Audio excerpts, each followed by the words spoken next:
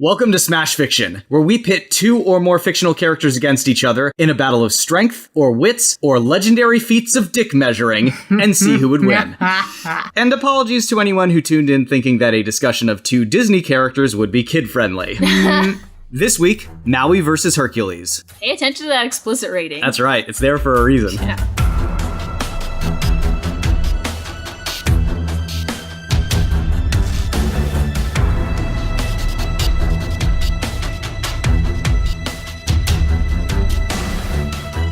The waves lap along the shoreline of a fertile island in the middle of the Pacific Ocean. The sandy beach along its edge quickly gives way to grass, palm trees, and rocky outcroppings. The island is only a few miles across, but millennia of erosion and tectonic activity have given it a dramatic, almost regal silhouette. At the very highest point of this island grows a tree, not a palm tree, nor any other type of tree that grows native within thousands of miles. No, this is an apple tree of unusual, some might say mythic, proportions, stretching dozens of feet into the air with boughs large enough to drive a carriage down. Hanging from these boughs are golden apples. And not the sorts of quote-unquote golden apples that you'd find in your average grocery store, oh no. These ones look to be metallic, as though they were actually made of gold. But at the same time, they seem to glow from within, as though their metallic skin contained pure liquid sunlight. And lying on his back in the shade of the tree, head resting comfortably upon his crossed hands, is the Polynesian demigod known as Maui. The burly trickster is contemplating where on his body to put his tattoo commemorating this, his newest feat of awesomeness, and whether he should rewrite his personal introductory theme accordingly, when the heavy sound of large wing beats breaks into his concentration. Alighting on the grass near him is a muscular white horse with tremendous feathered wings sprouting from its shoulders. The horse has barely touched down when its rider leaps from its back, landing in a ready stance. Maui sizes up the newcomer, lean but muscular, dressed in a breastplate, skirt, sandals, a short cape, and a headband keeping his light-colored hair out of his blue eyes. "Stop right there," the newcomer demands. Maui looks down in bemusement at his own prone form. "Stop. Relaxing? Hold your winged horses there, Chief. What's going on?" "I am Hercules, son of Zeus and hero of Greece. You have stolen something rightly belonging to the Hesperides nymphs, and I have been sent to retrieve it." Maui sighs and begrudgingly gets to his feet, picking up his giant fishhook as he does so. "Look, it's no big deal, yeah? Those nymphs weren't even using these apples, so I thought, what's the harm in making off with the tree and spreading the wealth around? The mortals around this area would go crazy for some tasty fruit that also grants you immortality. You know how many songs they'll write about me after this? Huh, I guess you make a good... No. Wait, that's not right. You can't just go giving out immortality because you want people to like you. Now, I'm not going to warn you again. Turn over the tree or else." Maui laughs dismissively. Okay. I see what's happening here.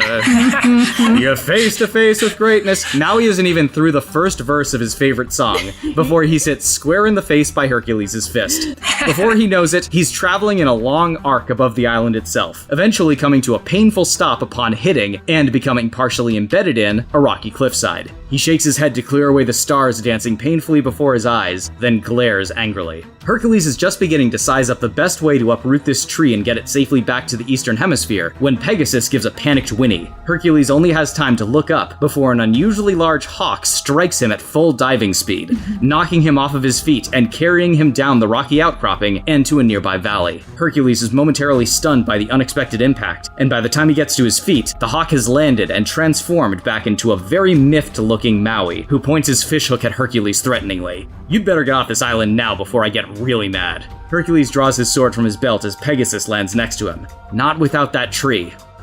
So, which Disney demigod will get to fully enjoy the fruits of their labor? I have no idea, which is why I, Dan Mulcairn, will be your judge this week. Oh man, I'm really enjoying this fanfic. I actually want you to finish it. Well, we're gonna finish it right here. Oh, but you're actually doing a great job of capturing their personalities. Well, thanks. Advocating for Hercules is MeganBob. I dreamed I was going to advocate for the greatest hero there ever was. So great the fans would tweet about it all across the internet, and people would say, "That's Bob's boy." That's right. And Claire Mulcairn. In 60 minutes, precisely, Dan will give a ruling about Maui and Hercules, ever so concisely. The time will vanish before you blink, so spend it yelling, don't stop to think. A word of caution to this joke. Should Claire debate you, you will choke. So good. Advocating for Maui is Kit Mulcairn. Yeah, I know Maui ain't always been the best. He did kinda fuck up once. But regardless, he's the one I did request. Because he's baller, baby. Did you pick her 'cause he's got a lot of heart? And has chutzpah that won't quit? I need 3 words to tear your arguments apart. Herc's a dipshit, I'm gonna get salty. Like the sea of tears, you Herc fans gonna cry.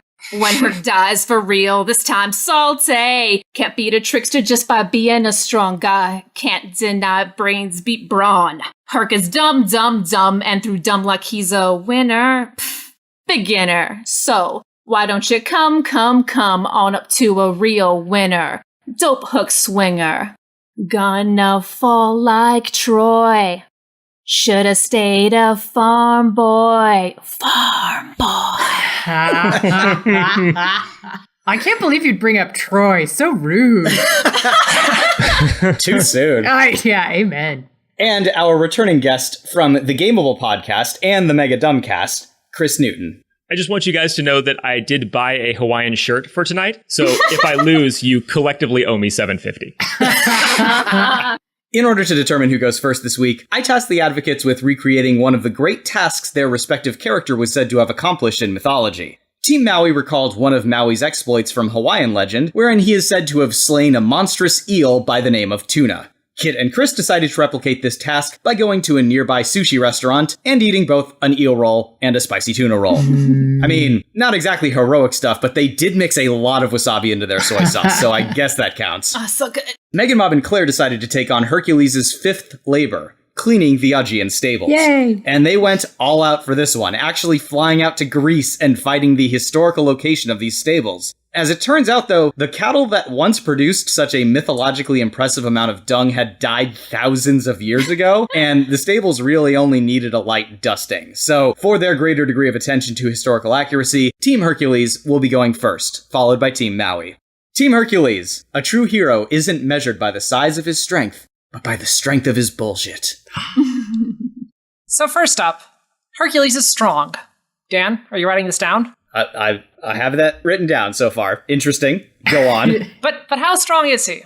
Well, in an article on Deadspin called The Ridiculous Physics of Disney's Hercules by 2 writers named Anthony Zonfrelli and Dmitry Ilyushin, they outline just how nonsensically strong Hercules would have to be in order to do the things that he does in that nonsensical movie. Hercules performs countless obscene feats of strength, frequently and quite effortlessly tossing around objects that weigh 20,000 pounds or more. But there is one time in the movie that we see where he needs to visibly exert himself to lift something, and that is the gargantuan boulder that he moves to help the 2, quote, helpless little boys, unquote, trapped in a rock quarry. And this is a very big boulder, based on what they calculate its volume to be, and using something they call the Wolfram alpha average density of rock, so that's a thing.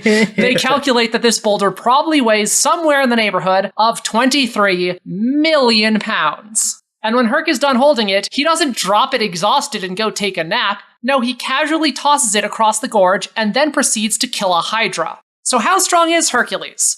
I don't know. How strong do you need to be in order to throw a tornado into space?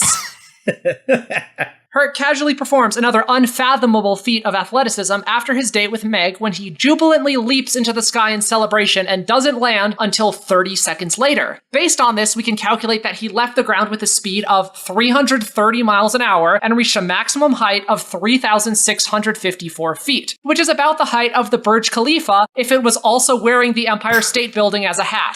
And then he lands completely unharmed, which made me realize Hercules is almost certainly very superhumanly durable. At one point in his fight with Nessus, he gets knocked back at least a few dozen feet before flying face first into solid stone. The stone cracks, but Hercules seems more or less fine, and he runs back into the fight no worse for wear. In his fight against the Cyclops, Herc gets thrown through the air again, even further this time, flying multiple city blocks before crashing into the side of a building. If this was a normal human, their body would be reduced to strawberry jam, but Herc gets up and keeps fighting.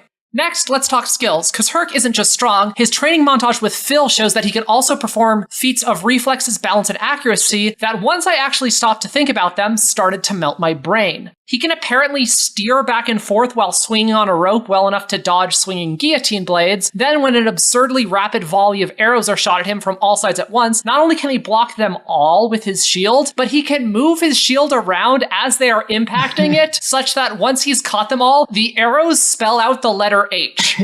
To cap it all off, he bends his sword and throws it like a boomerang and beheads 17 humanoid wooden targets in a row before it returns to his hand and straightens itself back out into a normal sword shape because it apparently knows who's the boss.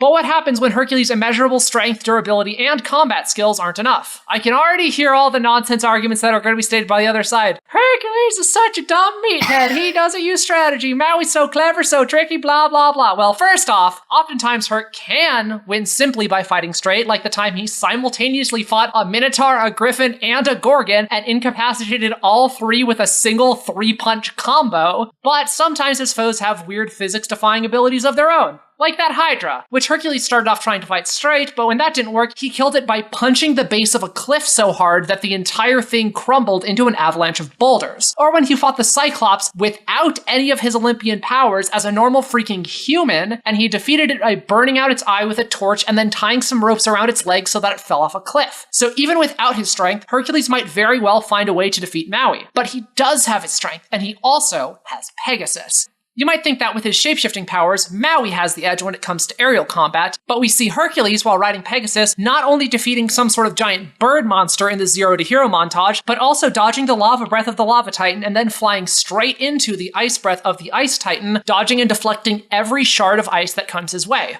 Also, Pegasus is way fast. Within 3 seconds of leaving the Temple of Zeus with Herc on his back, Pegasus travels high enough that we are able to see the curvature of the Earth. Now, I'm not a physics person. I didn't write any fancy articles on Deadspin, but that seems quite fast. Previously on Smash Fiction, I had the misfortune of representing Hades during our 4-way Disney villain match. And it was not difficult because Hades is weak. He has an endless supply of magical powers, which I thought put him orders of magnitude above the other competitors in that match.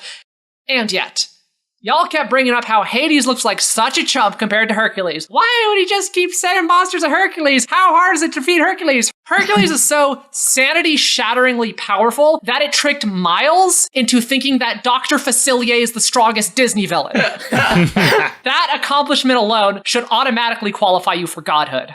Hercules is not the brightest mosaic tile in the box. We are not denying that. However, Maui, for all of his trickster self-identification, is no Loki. He's not even an Odysseus. He's not even a Bart Simpson level of trickster. Can Maui trick Hercules? Doubtful. Hercules gets fooled by approximately 2 people in the film. Megara, who he is in love with. Maui, unless you work fast, I don't think that's going to be your in. The other person is Hades, who only learns how to manipulate Hercules after first losing several dozen fights against him, and also by using Megara against him. Maui is capable of tricking one person, one time. He distracts Moana by singing a song and imprisoning her in a cave for all of 3 minutes. That is how quickly an ordinary human can escape what Maui considers a trick. We can charitably consider his use of distraction with Tamatoa a trick, in the same way that hiding behind something can be considered a trick, I suppose.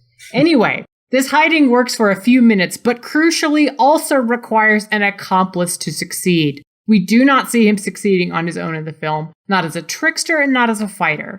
Maui's not even skilled as a lateral thinker in fights, or a thinker at all, really. He underestimates Tamatoa, he overestimates the Kakamura, and he underestimates Taka. His 2 approaches are running away or going at an enemy directly. Anytime he overcomes a challenge and defeats an enemy, it is because Moana is actively participating in the fight with him as a combatant or a distraction. When this does not happen, he loses.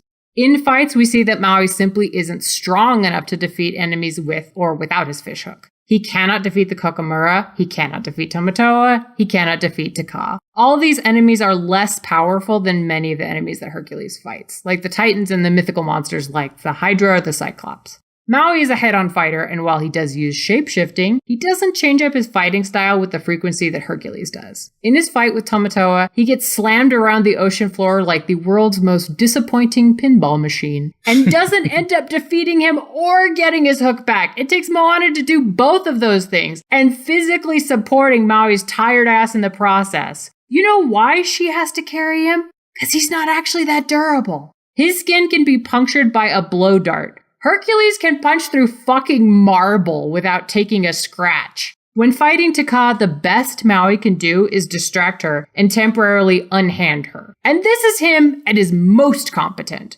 Maui is surprisingly open to attack, even when he's shapeshifting. Taka, who moves with dramatic and cinematic slow-mo, still bats him out of the air when he's in hawk form. Hercules and Pegasus can dodge everything the Titans throw at them and keep coming. The two most impressive things Maui does during the film are pick up a canoe in one hand and blow dust off of a stone portal. Maybe if Maui was the go-getter that Herc is, he'd be more impressive. Maui is the motivation of Garfield on a lasagna-less Monday.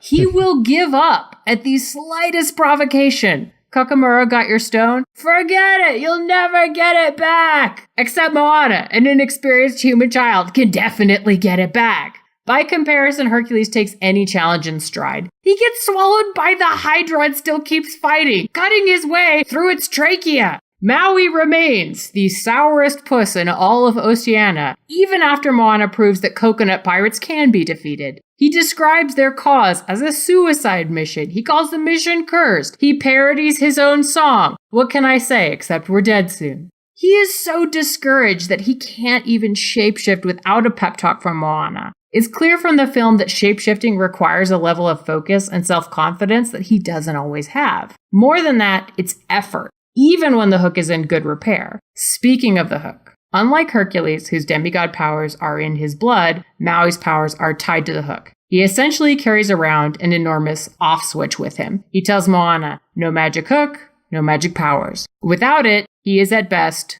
a dude who has worked out sometimes. With or without the hook, he's Maui. But with or without the hook, he's still going down. Very spicy. Very insulting. Well, yeah, we put so much sriracha on that. All right. Team Maui, I am Dan of Mulcairn. You will come on my show, speak into your mic, and give me your opening arguments. Smash fiction. Many warriors have done battle here.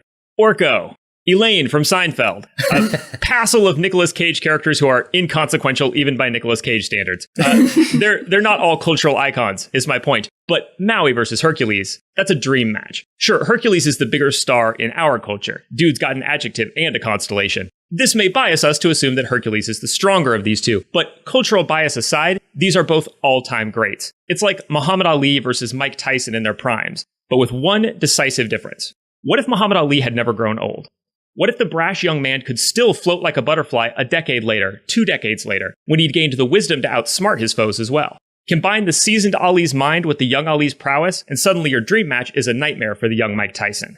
That's Maui versus Hercules. See, Hercules has been heroing, say, 5 years. Maui's magic tattoos testify to centuries of mighty deeds. Lassoing the sun, lifting the sky, dredging Hawaii up from the ocean. He also gave us coconuts, which is nice. It's like when a comedian does a sad movie about dying kids, it shows his range. What is Hercules' big feat of strength? Tossing 4 titans out of Olympus when they were already losing? Not too impressive, especially considering that Olympus is like a bad Super Smash Bros. Stage. It's tiny, it's full of bullshit weapons, and when you fall out of it, you just explode for some reason. So he threw some giants. They were big, but they weren't Hawaiian Islands big. But okay, put aside Maui's off-screen deeds, let's go to the tail of the tape. Striking power? Maui's hook can lop the limb off a goddess. Defense? Hercules gets knocked on his ass by a centaur, which is nothing but a horse tragically afflicted with human arms. Meanwhile, Maui blocks 3 full-strength attacks from the demon goddess Taka. Discipline, it's no contest. To say Hercules will be the Tyson in this scenario is an insult to the towering intellect and placid temperament of Mike Tyson. Hercules is totally reckless. In contrast, Maui exploits Tamatoa's vanity to get his hook back. He uses diversion to help neutralize Taka. He even takes it seriously when he's attacked by seafaring coconuts. That, Your Honor, is dedication to respecting one's foes. But okay, what's that? You want more boxing shit? Okay, here we go. Mobility. Maui can fly under his own power by shapeshifting into a bird or a bug, unlike Hercules, who is screwed here if he gets separated from Pegasus. Maui can shrink to sneak behind his man, to navigate terrain, to escape Hercules' grip. And let me say, for Hercules, who found the Hydra's one goddamn trick impossible to wrap his head around, Maui's constant shapeshifting is going to be impossible to track. Maui can reposition at will, hide, reappear, and change tactics at will. This battle will be on Maui's terms.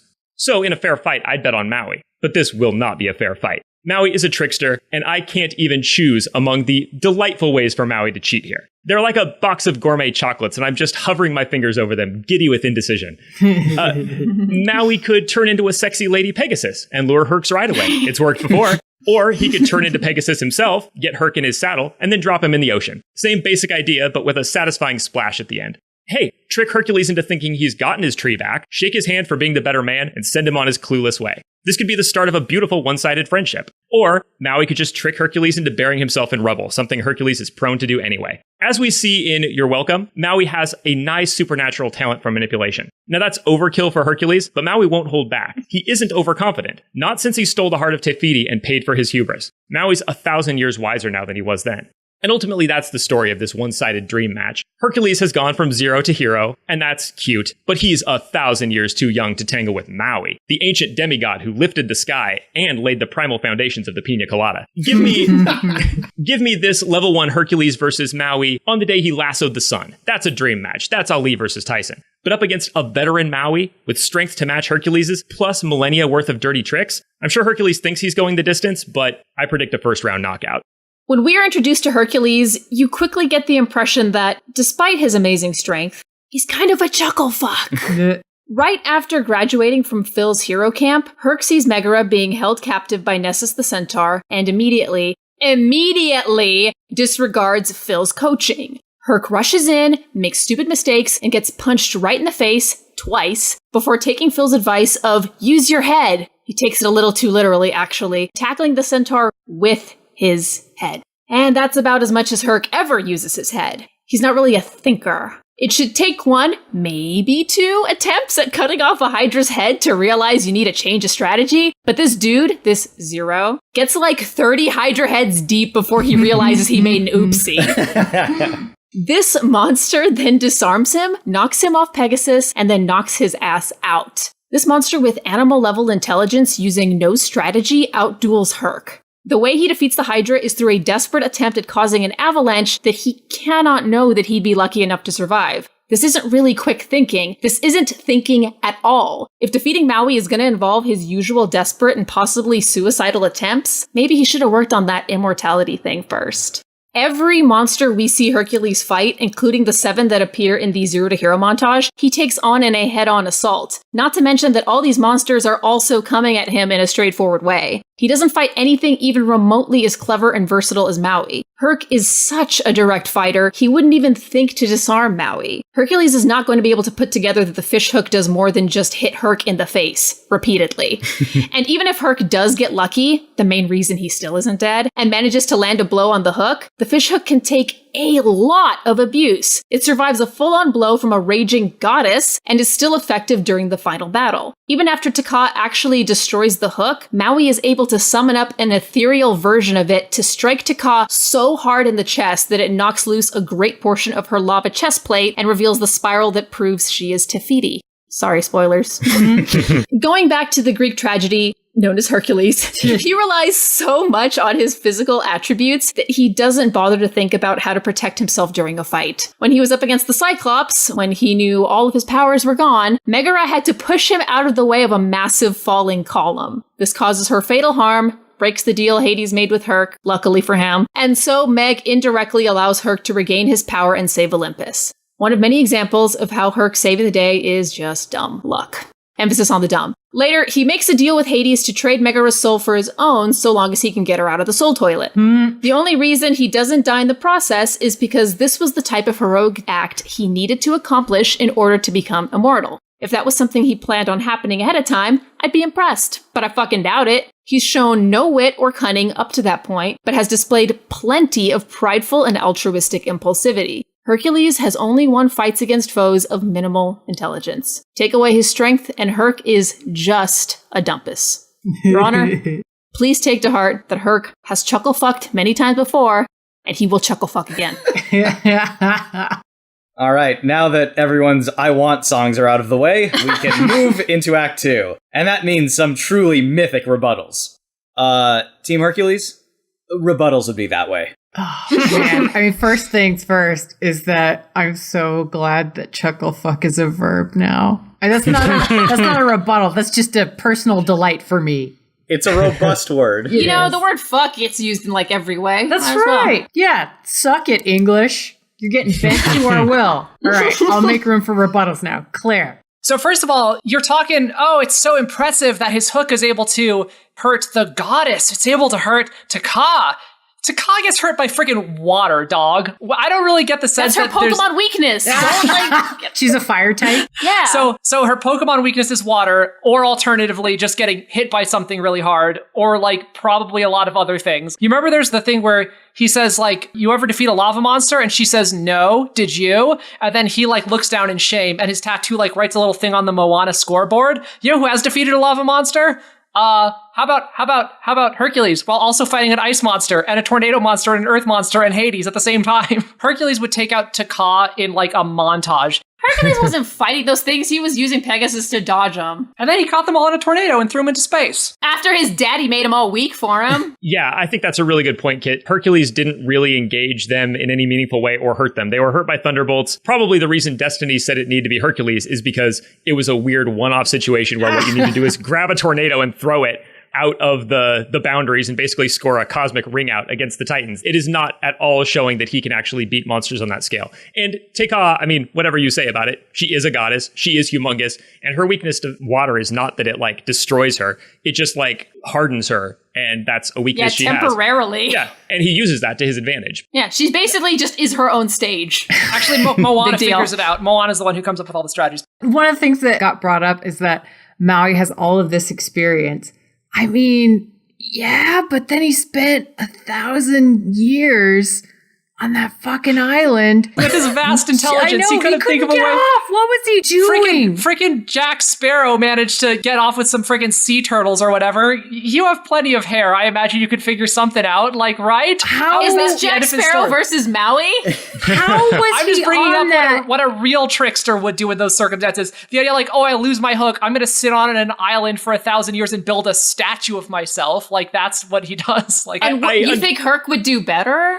He would just freaking swim off there or something. He would. He would just walk into the water, and then every time a shark tried to bite him, he would just go bop it in the nose, and the shark would go, "Oh." He has a habit of punching sharks. He does have a shark punching thing that he does. I think we should leave them alone on this because what's happening is they've just finished watching a lot of Hercules stuff, so they don't understand what a character growth is. Since Hercules doesn't have any, he's just the same doofus all the way from being a little tiny baby to a god, and then stupidly back to demigod. Okay, you want to talk about character arcs?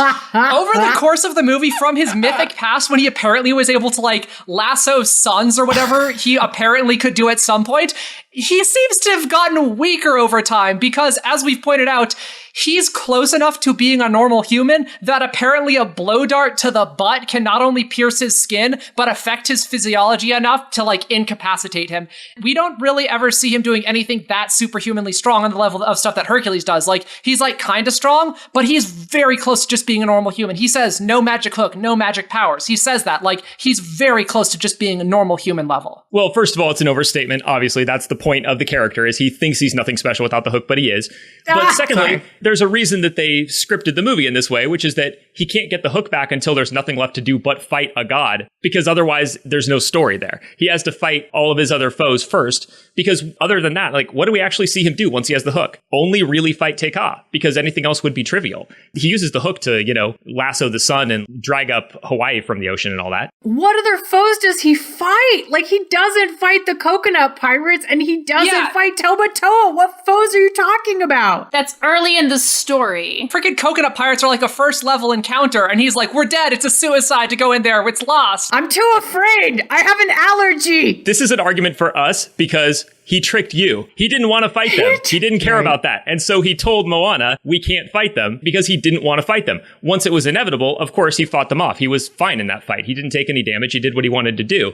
But he was telling Moana they were in trouble because he wanted to leave. He was having a really hard time getting them off of him when they were swarming him, and he was freaking out and having a panic attack. Moana stayed way calmer during that. She's the level-headed one. She's the smart one. She's the strategist. She's the one who comes up with the idea to go through the opening in the reef to get to the island. Whereas you talked about oh, Hercules fights people straight, whereas Maui's all clever. Maui's strategy against Tekka is just to go straight for her and swing his hook at her, which makes his hook freaking shatter. No, he's trying to fly past her. And when he sees it won't work, he tries to pull back and regroup. But Moana insists on pressing forward, and that's why they get hit. Then when they work together, they come up with a plan. I love that you're trying to make this Moana's fault. She saves his life. Oh my God. It explicitly is. Watch the movie. That's what happens. He says, feel let's like pull we're back. watching Moana, different movies. I mean, go find Moana saying, I thought we could make it. When they get blasted by that fire. It's She exactly what says happened. that to make him feel better because his self-confidence is so goddamn fragile. Can I say a thing? Yes. He successfully deflects a blow from a goddess. Are we gonna do this? We're really gonna do this right now. right. What does that word mean? It's a big lava monster. All right. Are we not How hard talking was it about punching? gods and demigods, Claire? We are. Okay, but so are the gods of Hercules' universe stronger than a demigod?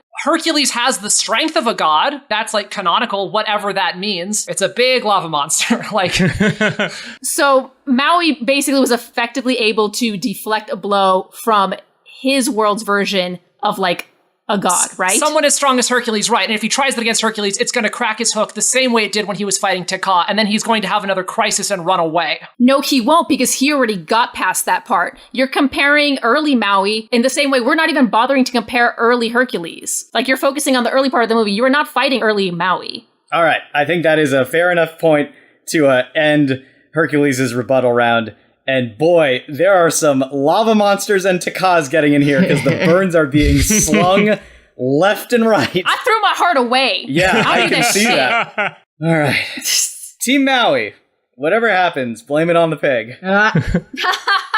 Whatever that website is, Deadspin, yes, has an article about how, Hercules to like escape velocity and it has to be 23 million pounds. The same article also says that donkey at the beginning of the movie is pulling 14 million pounds of hay. Actually, the thing is, the donkey doesn't pull it. It breaks its ankle trying to pull it, and Hercules has to pull the cart. Yeah, you they're never see the donkey pulling it. Yeah, they just load up the cart. It's like, oh, it broke its ankle. Because, like, yeah, it was trying to pull, like, a shitload of hay. It's a good thing that Hercules' country farmhouse is directly next to the market then. I don't know why they even have a donkey.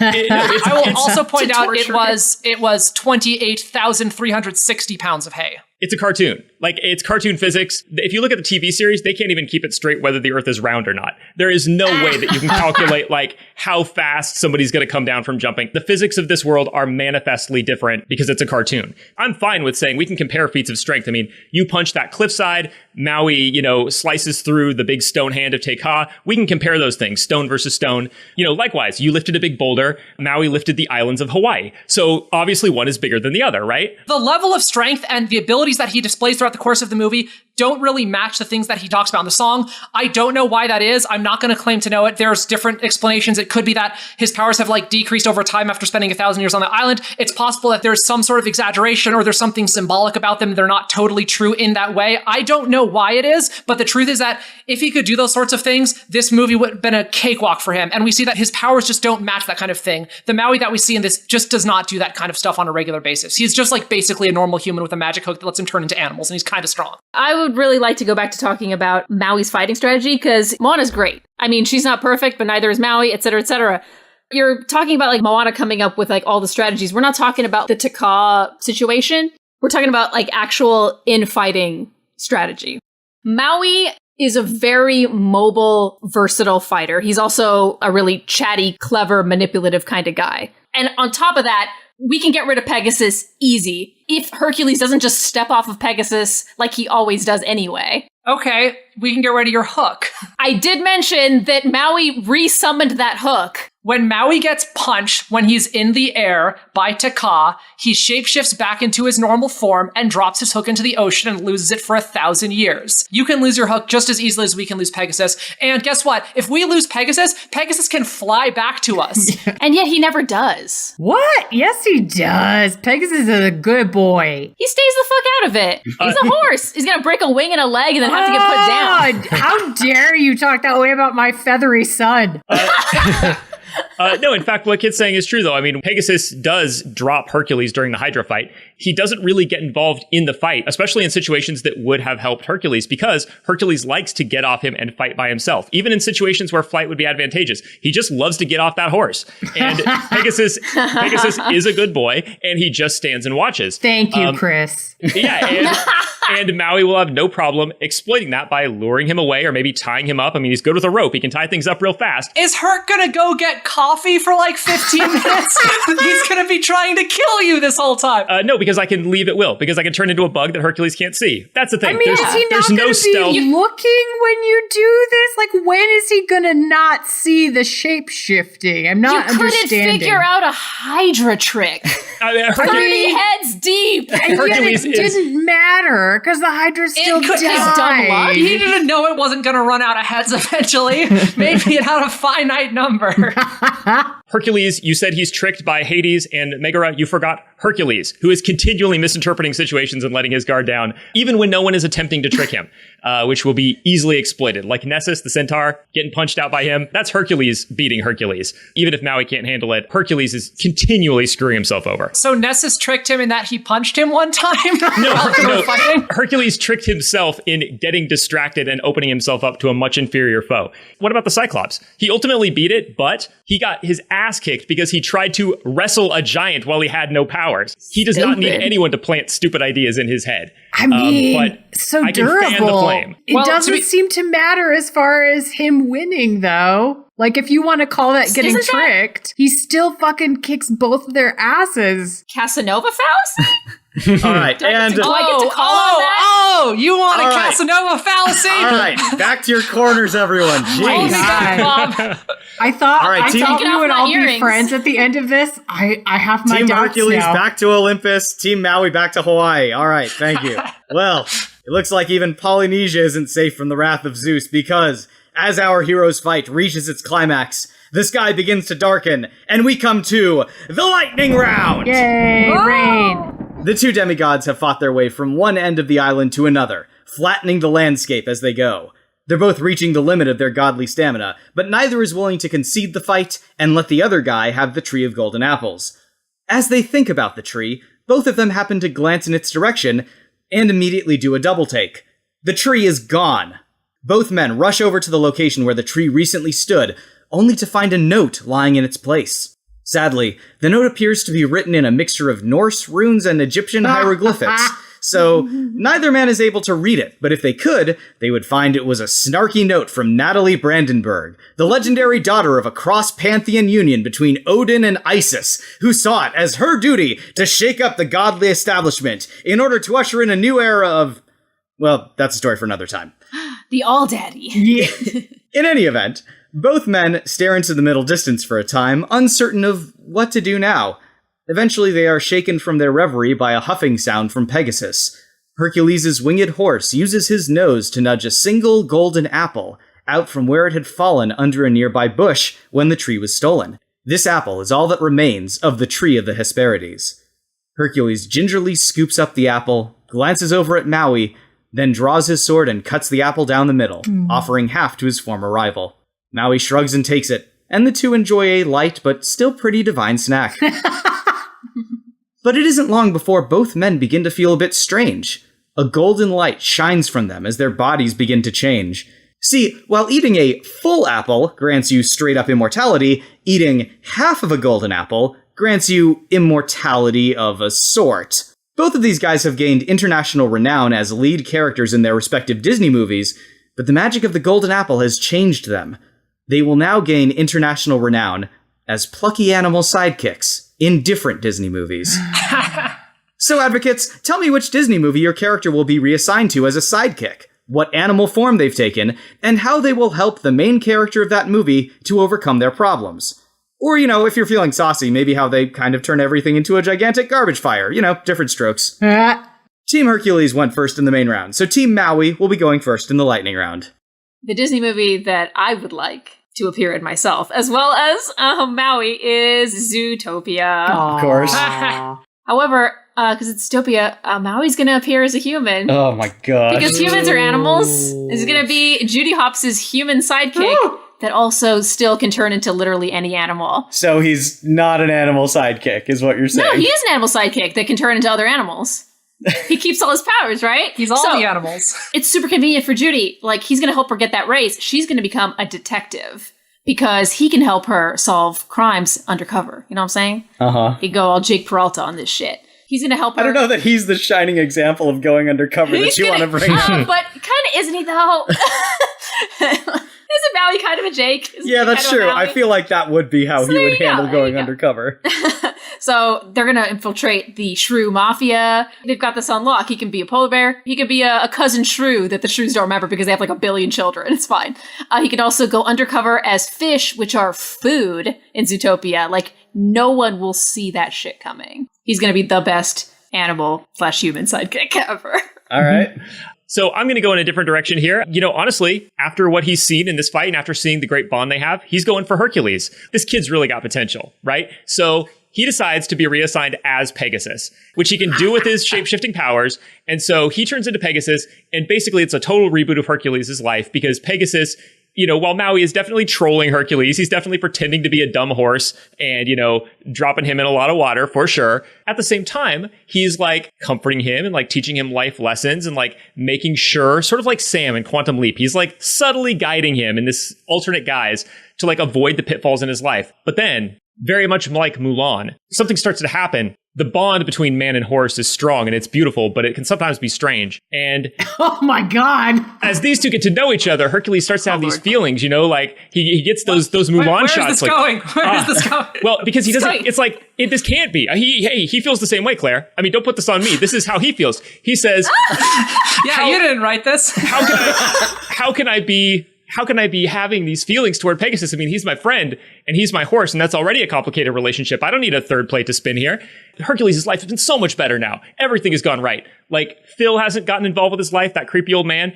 Everything is great. He's still immortal, right? He went on one date with Megara, and his horse kind of looked at him as if to convey, hey, didn't that girl try to like sell you to the devil? Maybe don't call her back. You know, finally, then in a moment of, I don't want to say physical passion, but in a moment of deep spiritual connection, toward the end of their life, Maui turns back, though, in a dramatic moment. He turns from Pegasus and is like, you can let it all out, buddy. I mean, I feel the same way. And now that this horse thing is not between us anymore, we can finally be together. And you know what?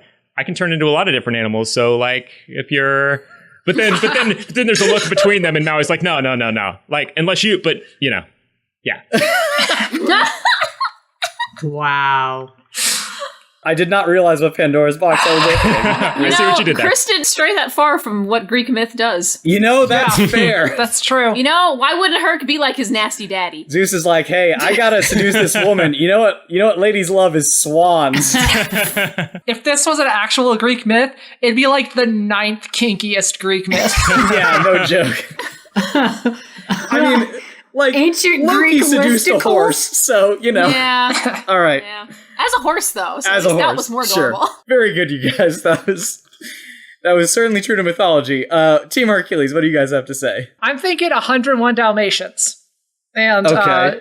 Hercules is going to be a Kokoni, which is a little adorable fuzzy breed of Greek dog. And he was abandoned by his owner as a baby, Mr. Zeus. Or at least, you know, he thinks that that's what happened. And so he wants to go around the world and save dogs so that someday he'll become like a famous hero dog. And his master will read about him in the news and then like readopt him when he learns about like what a mistake he made for like throwing his dog aside.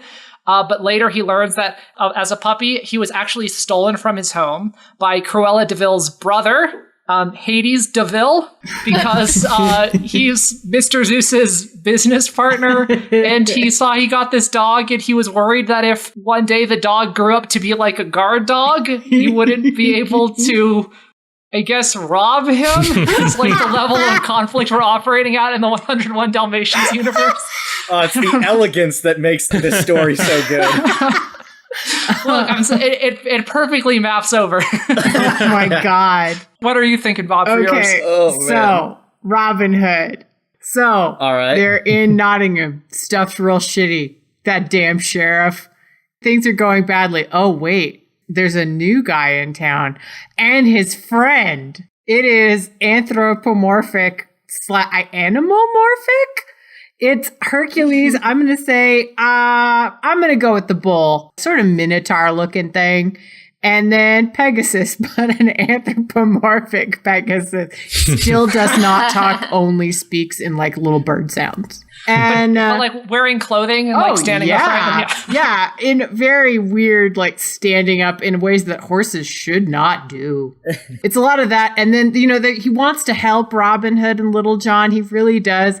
But at the same time, he's like, why are you doing all of this stealing stuff? And then he just sneaks into the castle and punches the fuck out of Prince John. And then also kicks the ass of the sheriff. And then the story's over because he's so good at punching. And also arrests Robin Hood because he was still committing crimes. Yeah, he's like, you're committing crimes doesn't make this okay. Why would you do that? Wow. All right, well, we've done it again. We've well and truly screwed up not one but 6 different Disney stories. So I am getting a very angry call from the frozen head of Walt Disney. So I'm going to go see if I can sort out these mounting legal issues, and then I will be back with my decision. Have fun. So did anyone have any new insights watching these movies in the past week or so? Or Moana's a better movie than Hercules. Oh, well, yeah. But they're both great in their own ways. But the weird thing is, apparently, back in the days when they were making Hercules, they originally wanted to make Moana, Musker and whoever, Clemens, is that the guys, or those names? Yeah. They wanted to make Moana back then, but it was a tough sell, and so instead they made Hercules, which I'm just imagining an alternate universe where they made them in reverse order, and Moana was 2D animated and had a bunch of awful pop culture jokes all throughout it. Yeah. But then I guess also had designs by Gerald Scarfe, who's the guy who did the designs for The Wall, who's a great artist. He is. And then I guess Hercules had great CGI graphics, and Hercules was played by The Rock. I don't know. I really do like the art style in Hercules. Oh, yeah. It's just perfect. It's so great. I think of all So the many Disney spirals. movies, it's one of the ones I've seen the most number of times because I love the art so much and the music is so great. Mega is so hot. Oh, yeah. She's also the best Susan person. Egan's an amazing singer, so they should have given her more songs. Oh, yeah. So many good voice actors in that one. Was it Paul Schaefer as Hermes? Yeah. It's a fucking delight. I mean, I know it's not as good as Moana. I'm not saying that, but there's something about it. I have forgotten how much it's like The Emperor's New Groove in silliness. Okay, not as much, but it's closer. It's closer than I remember it being. Right. The one thing that occurred to me this time while watching it, though, because they said in 18 years this thing's gonna happen. So Hercules is supposed to be 18 at the start of this movie, or not the start of the movie, when all the big action things are happening. How old is Meg? Huh. 30. She's 30. I think she's minimum 30. Her level of number of previous relationships and jadedness is that I don't really. You think so? I mean, it's back in the day. People got together so much earlier. Maybe. I think she's supposed to be older than him, but not by that much. Oh, come on. All that, no, that smoky voice. Okay, maybe early 20s the latest. Oh, God, I hope so. Oh, no, I she's feel a cougar. She's a cougar. I mean, a personal headcanon, total cougar.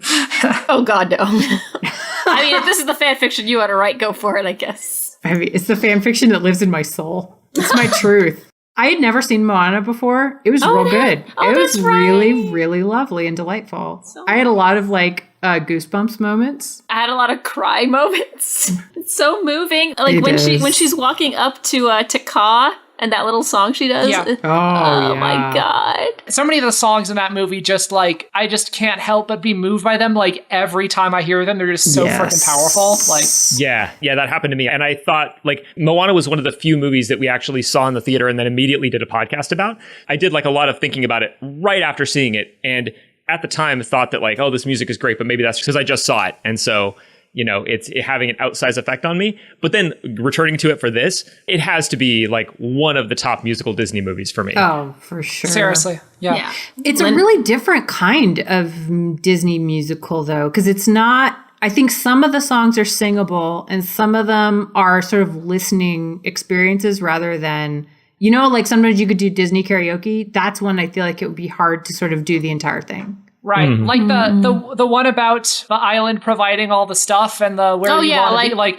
Yeah. That one's like, it's not that humble. It's like, it's very expositionally useful. But it's like, There's a few Disney songs that in my head canon have a different meaning.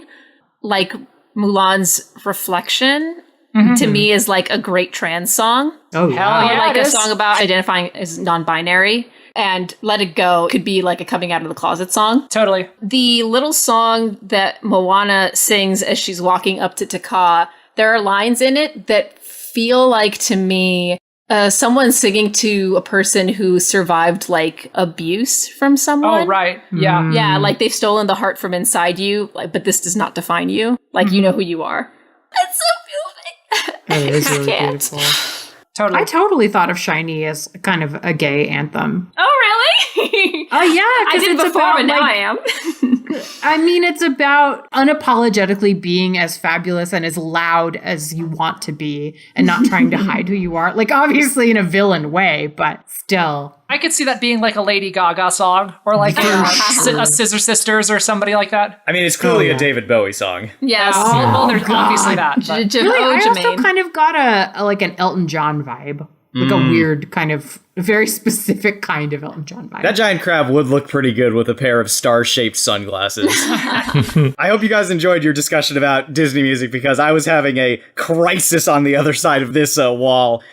You know, a lot of times when judges come back from deliberation, the thing that we say is, you know, each side really did a good job of illustrating the power and the competence and the skills of their character, which you guys absolutely did. But one thing that both sides did a very good job with this time was also illustrating the flaws of the opposing side. Because, like, these are both characters that are very competent and powerful, but also very complex and flawed, which is what makes them so interesting. And I think that both sides were well served in dividing your attention in such a good way, because it made coming to this decision really, really tricky. I was thinking about it, and I could so easily see either of these characters winning, given particular circumstances or just, you know, strokes of dumb luck. It's really up in the air when you look at it. And so what I had to come down to was just, based on the arguments that you guys gave me, who do I think is going to be able to have more opportunities of winning and produce more ways of winning? And to me, the answer to that is Maui. So I have to give it to Maui on this one. Yeah. Oh, that was so BS. close. It was BS. unthinkably close. Y'all came so much hard. Well, no, I guess I knew you guys were going to come hard. Yeah, man. It was, you guys, you're all so good. You're all so good. All right, we don't have Dan- to pay Kris $750. All right. Dan Maui bamboozled you. I mean, that He's is left kind you of on what an he island do. and he stole your boat. Yeah, but it's better than Hercules bamboozling him. That's just sad. I found the team of Claire and Megan to be like, I have to do everything. Like, I don't know what it is about the combination of you, but it was like, I felt like every base had to be covered. And I don't know if, obviously you guys have more experience with these different pairs, but I just felt like it's going to be the Deadspin article, but it's also going to be like this personal stuff about Hercules, and it was daunting. y'all, I was the first Smash Fic host that gets to see what like Chris's notes look like. Oh, holy shit, they're thorough as fuck. I was like, oh man, now I have to show Kris what my notes look like. All right, I guess I better transcribe these from Crayon. So this makes 3 times I have gone against Kris, and I've lost every time. Yeah, dude, Lost I know. every It time. hurts. I It don't- really And does. every time I come back harder and I work more and I like think of it from more angles and I'm like, well, what if he does this? Well, what if he does this? And I like try to prep even more and even more. But I just can't. I just can't beat Claire? you, Kris. No, see, I you're felt like you growing came and real changing. close. It's like you're Maui. Aw. is Kris like what? Really? Like We're still a doing this. T-1000s like evolve or something? I don't know. I had to tap into some dark magic to defeat Kris, so, you know, sacrifices were made. Very real material sacrifices. I'm imagining you in the woods, like that scene in Buffy where she has to kill the deer, like in the totally. white shirt and everything. Yeah, I know you were out Kit there. can attest, my eyes turned black when I was doing that Hermione Willow match. Kris, seriously, thank you so much for coming on. You are always Thank such a delight to you. have on. Thank you all. Do you want you, to Kris. talk about the numerous projects that you do? Let's see. So I have the Gameable Saturday Morning Podcast. That is a tabletop role-playing podcast where we talk about gaming in the world of Saturday morning cartoons. And in the past, we've done all the Disney movies and all the Pixar movies. You can find that at gameabledisneypodcast.tumblr.com. Right now we're in the middle of Teenage Mutant Ninja Turtles, or we'll have just finished it by the time this drops, probably. Is there a certain episode you might want to mention that you're doing? There's one of those episodes in the mix there. As part of our Mutant Ninja Turtle coverage, we talked to Claire in episode 3. We talked about themes and tones and settings in an episode that I am supposed to be, but am not editing right now. Also, I have another podcast called MegaDumbCast. This is also a tabletop role-playing podcast. It is a daily podcast where I talk for like 5 or 10 minutes about a page of Heroes Unlimited, the terrible, wonderful Palladium superhero role-playing game. I'm going through the whole book cover to cover. Each day, I talk about one page, and I talk about the dumbest thing on that page. So that podcast is a lot of fun. And if you want to catch up quickly, you can check out the Megasodes that compile each week's episodes. Those drop every Sunday. That is MegaDumbCast on Podbean. You can go to at MegaDumbCast on Twitter to follow along with the conversation there and get updates when the episodes come out. For that small segment of our listenership that doesn't already listen to your shows, Kris consistently produces some of the best podcasts that have ever graced the airwaves. His shows are always among my favorites to listen to in any given week. Is it time for the kid thanks? I believe so. All right, over to Twitter. Thank you to Decade Fan, Thelestral, Vladimir Duran, Florian, Jeff Frick Present, Cosplay Fiend, The Soy Boy, Robert Ramsey, JD Ketch, and Jake the Syzygy didn't work. Jake, your names give me life. Twitter names are so good. Over to Tumblr, thank you to Secretly a Skeleton, Jeep Rhyme, Changing Shades, Fat Blunt 69, and Sid Rabbit Blog. Over to Facebook, thank you to Tom Groh, Duffy, Daniel Kidder, Matias Dotimez, Adam Mayo, and David Waters. Also, beep, beep, beep, beep, beep, beep, a very, very late email. We should have read this much sooner, but I'm a trash person and I forgot. I'm so sorry. We got a correction letter on June 21st. I'm so sorry I didn't read this sooner. From Michael Cochran, I think. My guess is this is an Australian listener because he's correcting our pronunciation of an Australian slang word. Anyone like to guess? Oh, no. Come on, class. Raise them hands. Mad Max word. Nope. All right. So, you know how we say it, the doof warrior? That's not how you pronounce it. So it's pronounced doof. Doof warrior. No. It comes... no. Just no. You've heard it from Bob. Sorry, Michael. It's apparently Australian slang for a type of music with pronounced bass. So that makes sense. Now the name of that dude makes so much sense. Yeah, I thought it was just silly noises. Yeah, it's the doof warrior. I will take that. I still am going to say doof because it's adorable. Thank you so much, Michael. I'm so sorry it took so long for us to read that. But we also wanted to thank Natalie Brandenburg. I guess if Hercules and Maui are demigods, then she's a double god? Because she, of course, is the child of two pantheons, and she attained this mythic status by becoming a patron of ours over at patreon.com/smashfictionpodcast. We have tons of bonus content coming up. A couple of days after this episode drops, there's going to be a brand spanking new bonus episode of Extraordinary League with all of the hosts playing characters that our $5 patrons voted on them to play. And it's going to be buck wild. Oh, the theme of this one, the hijinks. Yeah, it's going to be real good. But we have lots of bonus content up there, so go check that out if you enjoy the stuff that we do and would like varying flavors of it. Thank you to all of our patrons who voted to turn this idea into a match. Thank you to David Spearman, our longtime fan who originally suggested this match to us. And of course, thank you for listening to this episode of Smash Fiction. Our 3rd-year anniversary episode will be out in just a few days, and then our next proper episode will be Extraordinary League 31 next week, and the week after that, join us for a battle of comic book witches, Nico Minoru versus Zatanna.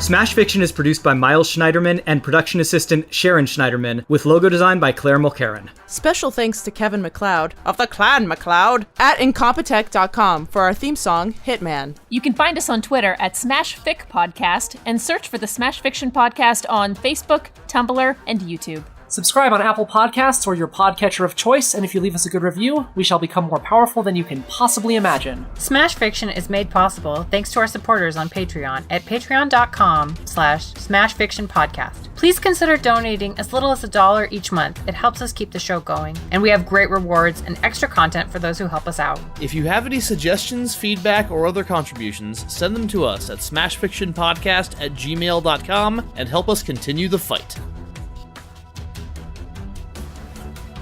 Oh, I've always wanted to dress as a fawn for like Ren Fair. Hell yeah! Get me some like cloven hooves. I love the way you say hooves, by the way, Bob. Oh, seriously, I mean hooves is fun to say, but also hoofs. I say hoofs. Oh, you say hoofs. All right. Yeah, I don't go so hard on the ooh, All right. but I like it. Kris, how do you say this word?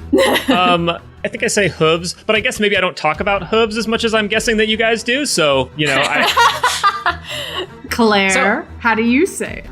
I'm good. This.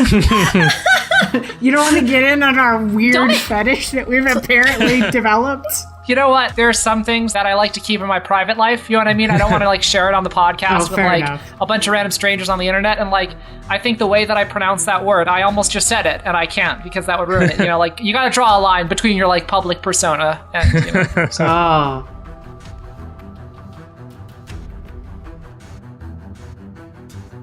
Joke point. You don't know that boulder isn't made out of pumice? No. It was Thebes' famous pumice quarry that they make. They used to make all their pumice sculptures. I do just want to talk about various kinds of rocks. I will say I misheard Kit's quote initially, and I thought she said the rock was made out of hummus. Also which would still not be an inconsiderable amount of weight if you had that much hummus.